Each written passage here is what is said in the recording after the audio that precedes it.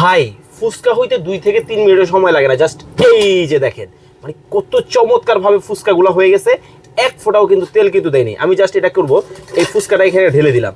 এখন এইটার মধ্যেই আমি এই যে চিংড়িগুলো দেখতেছেন, এই চিংড়িগুলো জাস্ট আমি এখানে বিছিয়ে দিব।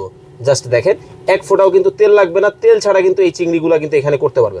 আমি জাস্ট ছিটায় দিলাম। ওকে, মানে খুব সুন্দরভাবে রান্নাবান্না হবে, তেল লাগবে না এক ফোঁটাও, কিন্তু দেখেন কতটা চমৎকারভাবে কিন্তু এখানে কিন্তু হবে। ওকে, দিয়ে দিলাম।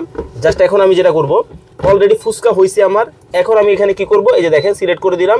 এখন আমার মেনুটা চেঞ্জ করে জাস্ট ফিশে নিয়ে আসবো। দেখতে পাচ্ছেন এখানে ডিজিটাল ডিসপ্লে কিন্তু ব্যবহার করা হয়েছে এটার মধ্যে। ওকে, এই যে দেখেন আমি কিন্তু দিয়ে দিলাম। এই চিংড়িটা কত সুন্দর একটা কালার আসবে আমি আপনাদেরকে দেখাবো।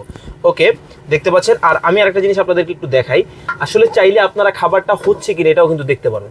জাস্ট গ্রিলটা কত সুন্দরভাবে হচ্ছে দেখেন, মানে এক ফোঁটাও কিন্তু তেল নেই। আপনারা যদি তেল খেতে চান একটু ব্রাশ করে দিতেই পারেন, এটা আপনার ইচ্ছা। ওকে, জাস্ট আমি লাগিয়ে দিলাম। ওকে,